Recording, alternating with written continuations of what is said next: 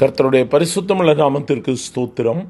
இன்றைய நாள் என் கர்த்தருடைய வார்த்தையாக 1 நாளாகமம் 4வது அதிகாரம் 10வது வசனம்.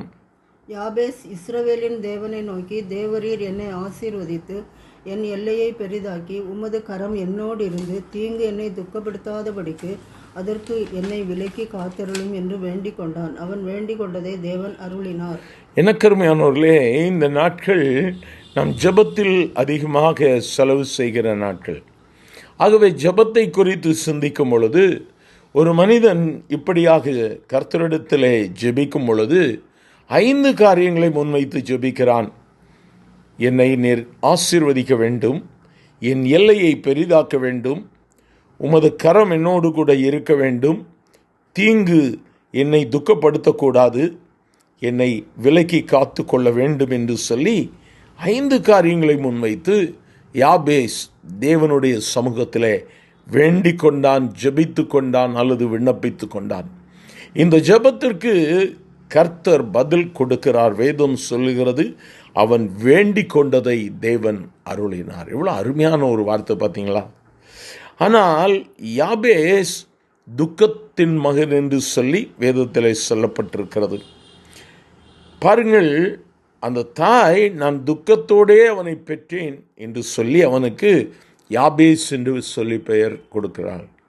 ஆகவே துக்கத்தினால் பிறந்த ஒருவன் தேவனுடைய சமூகத்தில் ஒருவேளை சாபத்தோடு வந்துட்டேன், துக்கத்தோடு வந்திருக்கிறேன் இந்த உலகத்துக்குள்ள, எனக்கு ஆசீர்வாதம் வேணும் ஆண்டவரே, மனுஷன் எனக்கு உதவி செய்ய முடியாது, கர்த்தரை பற்றி பிடிக்கிறான், கர்த்தரிடத்தில் கேட்கிறான். 5 காரியங்கள் ஸ்பெசிஃபிக்காக ஜெபம் பண்ணுறான்.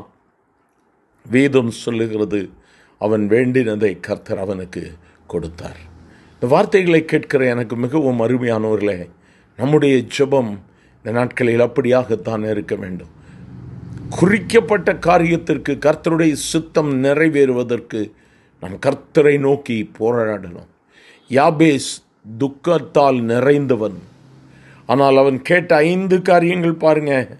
முதலாவது கேட்குறான், ஆண்டவரே நீங்கள் என்ன ஆசீர்வதித்து என் எல்லையை பெரிதாக்கினுங்க ஆண்டவரே. துக்கத்தில் இருந்த மனுஷனுடைய ஆசை என்ன? நீங்கள் என்ன ஆசீர்வதிக்கணும். கர்த்தர் அதை கேட்டார்ல. யாபேசின் ஜெபத்தை கர்த்தர் கேட்டாரானால், எனக்கு அருமையானவர்களே, இன்று நிச்சயமாக நம்முடைய ஜெபத்தை அவர் கேட்பார். நம்ம செய்ய வேண்டியது என்ன?